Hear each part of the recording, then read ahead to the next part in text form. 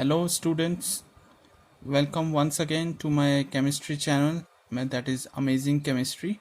I am your chemistry teacher Dr. Rohit, your guide, your mentor, your friend. So once again I am going to upload a new video, that is the second chapter for class 12th, for class 10th. So I'm sorry, it is for the class 10th, and the chapter name is acid, bases and salts. So as you can see, this topic start with what is acid. So you all students must know as a student of class 10 that what is acid, what is base. So starting with the first topic, that is acid has been defined as a acids are sour in taste, and acid gives proton ions, that is H ions, into the solution. Substances which turn blue litmus solution to the red color are called acids. So basically acids are those compounds which can give protons into the solution and which convert blue litmus solution into red color, that is known as acids, and these are basically sour in taste, thoda khatta hota hai. Coming on to the next topic, that is bases. What are bases? Bases are those which gives hydroxy ions to the solution. They are bitter in taste, and these convert red litmus solution into blue in color. So these are called bases. So the two concept has been clear, I hope. Now the coming on to the next, what are mineral acids? Mineral acids are obtained from the minerals like sulfate, nitrates, chlorides. These are called mineral acid. Example of these mineral acids like sulfuric acid, nitric acid and hydrochloric acids. Moving on to the next topic, that is what is organic acids. Organic acids are obtained from the plants and animals. So these are also called as organic acids. Examples are like citric acid, ascorbic acid, lactic acid and tartaric acid. Let me give you some examples. Like lemon you have, so these contain citric acid. As far as lactic acid is concerned, the curd is the best source of lactic acids. So these are the few examples of organic acid which are available in the natural compounds. Now coming on to next, what is hydronium ions? They are formed by the reaction of H plus and water. So it is because and it is highly unstable. So proton or hydronium ion, that is H plus ion. Now coming on to the next topic, what is universal indicators? Basically indicators are those reagents which has been used to check the solution whether the solution is acidic in nature or basic in nature. So that is the main use of the universal indicators. A universal indicator is a mixture of indicator which show a gradual but well marked series of color change over a wide range of change in the concentration of proton ions. So this is known as universal indicator. Now coming on to the next topic, that what are strong acids and what are weak acids. Those acids which dissociate into ions completely are called strong acid. Example of strong acids are like sulfuric acid, hydrochloric acid and nitric acids. And the second one, that is weak acids. Weak acids are those which do not dissociate into ions completely, so they are called weak acids. Examples of weak acids are like, generally we consider inorganic acids, or inorganic acids are strong like sulfuric, HCl and nitric acid, and weak acids all the organic acid like tartaric acid, lactic acid, and here I have given few more examples like citric acid and acetic acids. Coming on to the chemical properties of acids. So here first property is acid when react with the metal, it gives salt and hydrogen gas get liberated. Like you can see, zinc metal, when it reacts with sulfuric acid, it results in the formation of zinc sulfate and hydrogen gas get liberated. Second example is of zinc metal, when it gets reacted with hydrochloric acid, it results in the formation of zinc chloride and hydrogen gas gets liberated. Coming on to the second reaction, that is when acid reacts with the metal carbonates and metal hydrogen carbonate, it gives salt, water along with the carbon dioxide as a byproduct. You can see the reaction schemes, that is sodium carbonate, Na2CO3, when it reacts with HCl, results in the formation of sodium chloride, carbon dioxide gets liberated and water molecule. Moving on to the next one, that is sodium bicarbonate, when it reacts with HCl, it results in the formation of sodium chloride, carbon dioxide gets liberated and water as a byproduct. Now moving on to the next reaction, that is acids react with bases to give salts and water. This reaction is called as neutralization reaction. Like sulfuric acid, when it reacts, as we all know, sulfuric is a strong acid, potassium hydroxide is a strong base. When there is a reaction between sulfuric acid and a KOH, it results in the formation of potassium sulfate and water as a byproduct. So this reaction is known as neutralization, where acid get neutralized with the reaction with base, that is KOH, potassium hydroxide, result in the formation of a salt, that is potassium sulfate. Moving on to the next reaction, that is acid when reacts with metal oxide, it gives salt and water. Metal oxides are generally basic in nature. Here the example is of copper oxide. As we all know, copper is a metal. So copper oxide, when it reacts with a strong acid, that is sulfuric acid, it results in the formation of copper sulfate and water as a byproduct. Now moving on to the next topic, that is chemical properties of bases. First example is when it reacts with metals such as zinc and aluminum, it reacts with alkali solution on heating and hydrogen gas is evolved. So here heating has to be given. First example is of zinc. When it reacts with sodium hydroxide, it results in the formation of Na2 zinc oxide, sodium zincate बोलते हैं इसको, and hydrogen gas get liberated.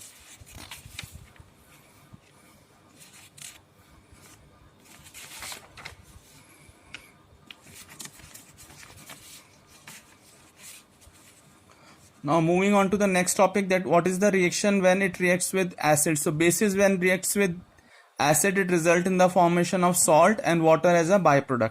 Now coming on to the next topic, that what is indicators. So indicators are the substances which indicate the acidic or basic nature of the solution by their color change. At the very initial of this video, I have told you that indicators are basically used to check the solution, whether the solution is acidic in nature or it is basic in nature. There are various indicators that has been used, like phenolphthalein, methyl orange, litmus solution. So the litmus solution, I've already given the example that all in acid it converts litmus solution blue to red and red to blue. So there are various examples where we can use litmus solution. Similarly, phenolphthalein also been used. As we can say, at home we are generally having turmeric. So whenever that haldi, when it touches your clothes, what happen initially, it is yellow in color, and when you apply a soap solution on the turmeric solution, it gets converted into red. So you can see that turmeric, when it comes in contact with soap, because soap is basic in nature, soaps are basically sodium salts or fatty acids. So what happens, sodium it gets reacted with turmeric, so the color gets changed into red in color. So that is a wonderful example of an indicator that you have at your home. So coming on to the next example, next topic, that is what is pH scale. A scale for measuring hydrogen ion concentration in a solution is called pH. As we all know, the pH of a solution is defined as a negative logarithm of hydrogen ion concentration in mole per liter.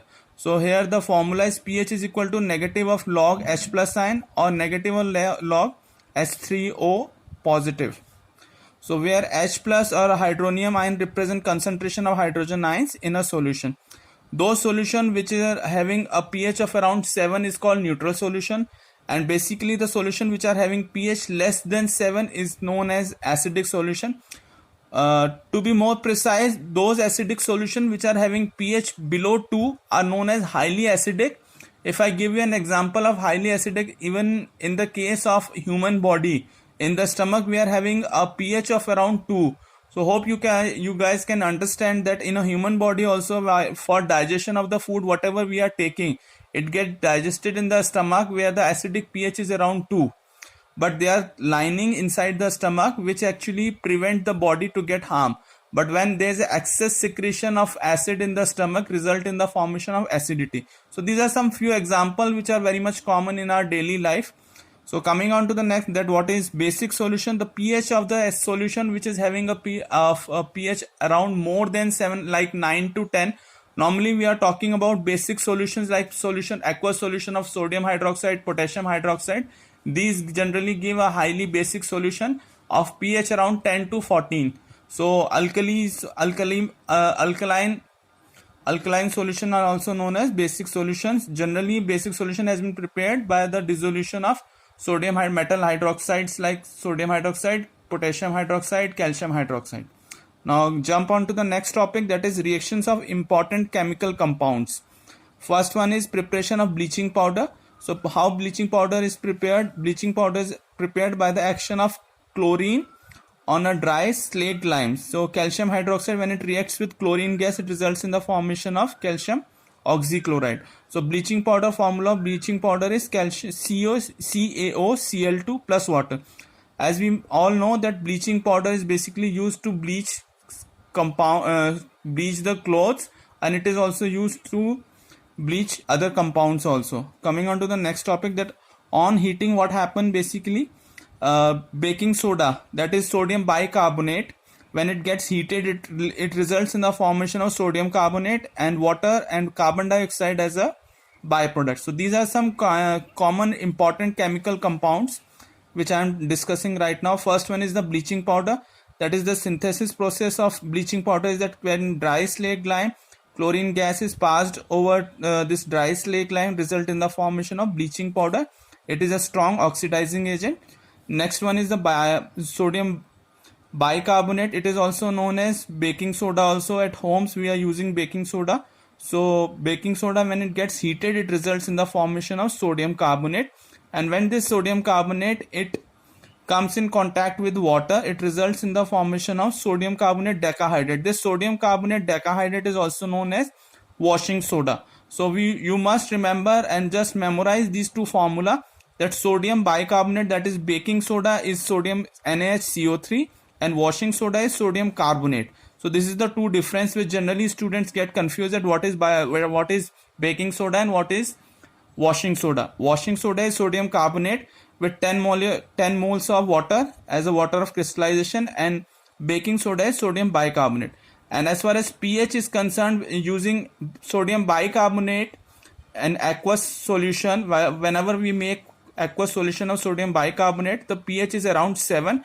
While using sodium carbonate, whenever we dissolve sodium carbonate in water, we get pH around 9 to 10. So this is the difference. And as I told you earlier, that normally in a human body, the pH of the blood and pH of the body is around 7. So sodium bicarbonate has been used as a baking powder.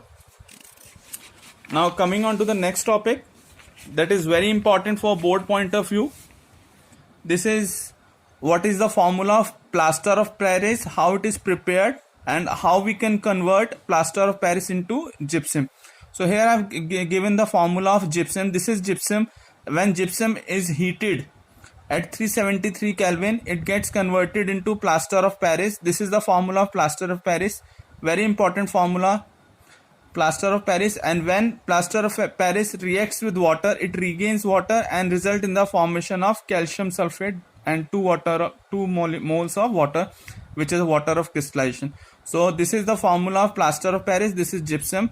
Very important for board point of view. Number of times question has been asked regarding what is plaster of Paris, what is the raw material for the formation of plaster of Paris, how you can convert gypsum into plaster of Paris, what is the condition. So these are the reactions which you can go through from your NCERT book also. Now jump on to the next topic, that is equations of acids and base and salts. So these are the few reactions which I have mentioned over here. I believe these reactions are very important for your board exams also. Like what is the reaction, how acids when react, what is the reaction when acid reacts with metal, what are the products, how it is formed, what are the gases that get liberated. So these are the few examples. First one is when acid reacts with metal, result in the formation of salt and hydrogen gas get liberated. Here I have given the example of sulfuric acid. It reacts with zinc metal, result in the formation of zinc sulfate and hydrogen gas get liberated. Moving on to the next one, that is base. When it reacts with metal, it also results in the formation of salt and hydrogen gas gets liberated. Here I have given the example of sodium hydroxide again. When it reacts with zinc metal, it results in the formation of salt and hydrogen gas get liberated. Now what is the reaction of acid and base? We all know when acid and base gets reacted, it results in the formation of salt and water as a byproduct. Sodium hydroxide reacts with HCl, result in the formation of sodium chloride and water gets liberated. Moving on to the next one, that is acid gives hydronium ion in water. I have given this example initially in this video, that HCl it is the source of proton ion, that is H plus ion. When H plus ion reacts with water, it results in the formation of H3O positive and chlorine as an ion, negative ion. Now jump on to the next one, that is base. It generates hydroxy ion. So this is the well known examples of acids and bases and what are the work of acids. So, as I told you earlier, that acid is the source of proton ions and bases are the source of hydroxy ion. A wonderful example is NaOH. When it reacts with water, results in the formation of sodium ion and hydroxy ion get liberated. Now coming on to some important compounds. First one is washing soda. The formula of washing soda is Na2CO3.10H2O. It is a sodium carbonate decahydrate. It recrystallization of sodium carbonate obtained by heating of bicarbonate result in the formation of sodium carbonate. What happens when sodium carbonate it comes in contact with water? It results in the formation of water of crystallization. So formula of washing soda is Na2CO3.10H2O. As far as uses are concerned, washing soda is used as a cleansing agent. It removes permanent hardness of the water and formation of glass, soap and paper industries.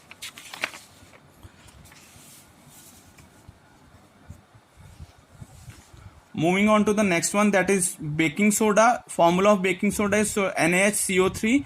When reactions of this is basically formed by the reaction of carbon dioxide. It reacts with a saturated solution of ammonical brine solution, result in the formation of sodium bicarbonate. Here is the chemical reaction. NaCl when reacts with water and ammonical solution of, as I have written, that saturated solution of ammonical brine. So brine is NaCl, ammonia here it has been used. So ammonical brine, when there is a reaction of ammonical brine with carbon dioxide, it results in the formation of sodium bicarbonate and ammonium chloride as a byproduct. And baking soda is used as a baking powder, and it is also used as an antacid. Whatever antacid you have used at home, like Eno powder, these all contain sodium bicarbonate. When you go through the composition of Eno, you can see that it is mentioned over there that it contains baking soda. It neutralizes the acid formation in the stomach. Coming on to the next one, that is bleaching powder. Already mentioned in this video earlier that CaOCl2 is the formula of bleaching powder. And as far as its synthesis is concerned, calcium hydroxide, it reacts with chlorine gas, results in the formation of bleaching powder and water as a byproduct. And as far as uses are concerned, bleaching powder is used as a bleaching reagent. It is also used as an oxidizing agent. Now moving on to sodium hydroxide, how it is formed. As far as synthesis of sodium hydroxide is concerned, it is obtained by the electrolysis of aqueous solution of sodium chloride. As you can see, sodium chloride on electrolysis with water results in the formation of sodium hydroxide and chlorine gas as a byproduct. Now a few more important topics, like what are the amphoteric of this chapter. These are some certain important topics which I feel I should share with you on this video. That what is amphoteric oxides? Some metallic oxide reacts with both acids and bases, so these are known as amphoteric oxides. And as far as pH in our daily life, already shared with you. And stomach, human body, it generates or it liberates HCl, which help in the digestion of food. pH change in mouth is also a big reason for the tooth decay. Bee sting leaves an acid which cause pain and irritation. Whenever bee actually bite on a human body, it results in the formation of pain and irritation and itching also, because it leaves an acid in the body. And there are certain pH at which pH is required for the plant also for a healthy growth. These are the few questions which are important for board point of view. First one is, why should curd and acidic sour products not to be kept in brass and copper vessel? Because curd is acidic in nature. It contains lactic acid, and as we all know that acids reacts with the metal, so we cannot keep curd or any acidic product in the vessel which is made up of brass or copper. Coming on to the next question, that while diluting an acid, why is it recommended that the acid should be added to water and not water to the acid? Because acid is a source of protonium ion, that is H plus ion. So whenever we add acid to the water, what happens? It liberates H ions. So if we add water into the acid, it liberates huge amount of heat, and there is a chances of bursting or acid may pop up. So it is always advisable to add acid into the water for dilution. So this is the answer of this question. Coming on to the next question, that why does dry HCl gas not change the color of the dry litmus paper? So you have to find out the answer of these questions.